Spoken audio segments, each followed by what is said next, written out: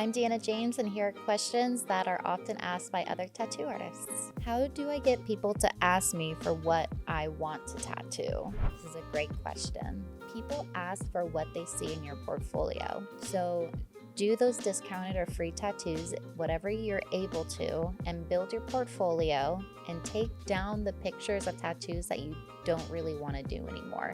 Because if it's there, people see it, they're going to ask for it. So build up your portfolio. What voltage do you use? I think voltage is very personal to whoever is tattooing. I think everybody's hand speed is different, and I think it even is different depending on the size of tattoo that you're doing. So if you're doing larger tattoos, you could run it a little bit higher. If you're doing smaller tattoos and you're really focused on really buttery smooth shading, you can slow your hand speed down and slow the voltage. It's hard. I think the voltage is just dependent on whatever you're doing and how fast you tattoo. What are some resources I can use for painting and drawing? There's so many resources out there. There are classes. If you just look up figure drawing near me, I guarantee you there are schools near you that you can go to. I think figure drawing is one of the best places to learn how to draw, period, because it's really just learning how to draw what you see, not what you think you see. And the human figure and portraiture is a great practice to really be able to see how to do that. There's also YouTube that's out there. We call it YouTube University, because you can look up anything on there. There's so many tutorials and seminars. I think one of the best ways to learn how to draw and paint that you learn when you go to art school is they'll tell you to copy the old masters. So even if you are wanting to become a better tattooer and you have a tattoo artist that you really look up to, on your iPad, practice drawing their tattoo, I think that's the best way to really study how to draw a certain way or paint a certain way when you actually sit down and try to do it yourself. How do you do 2-day sessions? So I always go from the bottom up, I would say. I think once I went from the top to bottom, but I do section by section. And I try to make sure that the second or following days, I never go back into what I did the day before because it started the healing process and I don't want to hurt the skin. So for those leg panels I'll start with the calf. And then that day I will saran wrap the fresh tattoo that I did, put paper towel or tattoo armor on this stencil part that I want to keep overnight and saran wrap over that. So the paper towel or the tattoo armor will keep the stencil from disappearing overnight so you can work on the next part the next day. How do I start tattooing? Finding an apprenticeship, you don't need an incredibly reputable shop to get started. You just need a safe place to start. As long as you feel safe in that shop, you are somewhere where someone can just teach you the basics, just go. Just start now. Stop waiting. Go out and find that apprenticeship. That is the best way, I think. I think that's the best way to learn. Oh, and to get the apprenticeship, you need a good portfolio. Tattooers don't want to see that you've already started tattooing on your own because they don't want to see you developing bad habits. So when you do apply for apprenticeships, make sure that there's no tattoos in your portfolio. There's just drawings. How do I manage long tattoo sessions? I wish there was a perfect way. I know that my body is definitely shutting down. When you tattoo for such a long period of time or so many years, you're gonna have back problems, hip problems. We have standing desks now that I think help my hips, but it also now hurts my knees because I'm standing all day. So I think a balance. If you can balance, you can get a standing table massage bed and you can balance from standing to sitting throughout the day.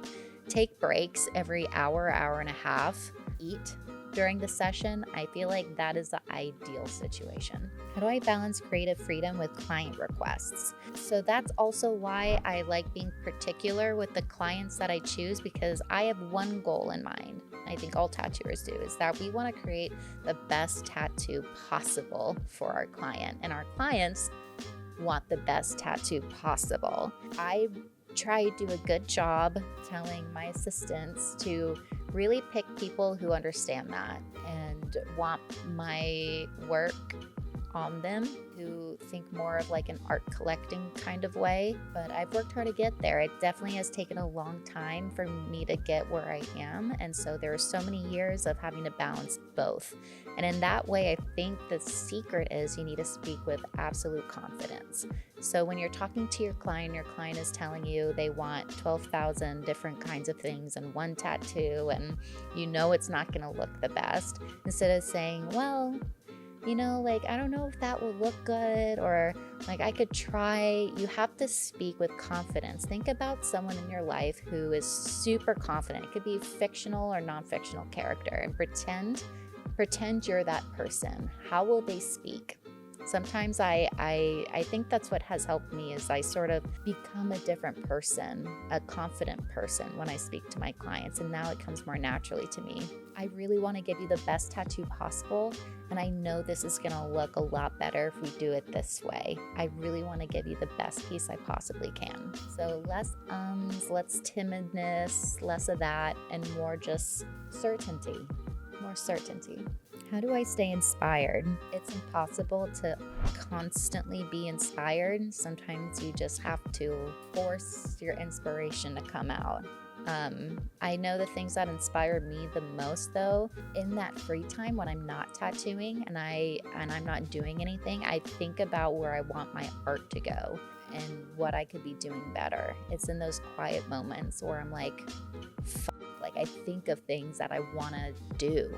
Like going to art classes really inspire me, going to art museums.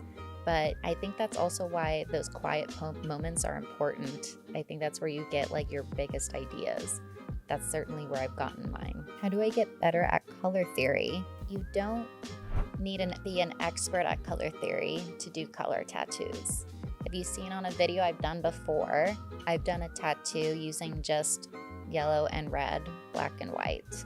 You don't need to have 1,000 colors put out, and you don't even have to be perfect at knowing what color is what. What you need to be good at is seeing values. Values is what is most important. It almost doesn't matter what color it is at the end, but if the value is correct, you're gonna put out a great piece. Forget color theory. Enough with color theory. It's such a word that I hear thrown around so much. You don't need to be an expert in it. Maybe know some basic rules on, like, just study the color wheel for, 30 minutes, just to know like what colors are mixed with what, but just focus on values. How do I not traumatize the skin, especially with long sessions? I think it just takes practice, knowing when you're about to overwork a certain area. There's different ways you can overwork the skin depending on how you tattoo. There's people who tattoo like me, where we do it in layers, so we have to do it very softly. We tattoo softly in soft layers, and then there's some people who mix the color and put it in right away, and they have to apply a lot of pressure to just get it in and move on.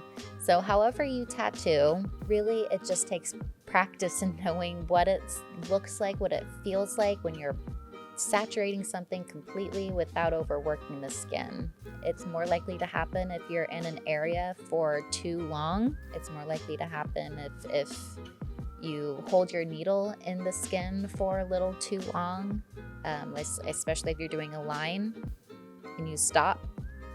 You always want to like come in like an airplane taking off and landing, coming in the skin, coming out. But yeah, it's really, honestly, it sucks to say, but it's practice. Oh, and lots of ointment. I like using a lot of ointment and not dry wiping, because if you think about it, if you dry wipe like the skin so many times, you're just creating more irritation. So less irritation, the better. Is the industry oversaturated? I think that's subjective. It may feel oversaturated, and you may dwell on why you're not succeeding or why it's hard to succeed these days. I think when someone says the industry is oversaturated, they're blaming everyone but themselves, if I'm being totally honest. It's not oversaturated. It is possible to get clients and to make an incredible career if you really want it. This industry is so amazing, and you could do whatever you want and go as high as you want to go, but it's going to be a lot of work because there's a lot of tattooers out there now. And not just tattooers, a lot of artists are now becoming tattooers, which that wasn't the case 15 years ago when I first got in the industry. The fun part is that you have goals and there's a lot to work towards. Take those art classes, draw all those times. Like, it's not oversaturated. You're just not trying as hard as you can.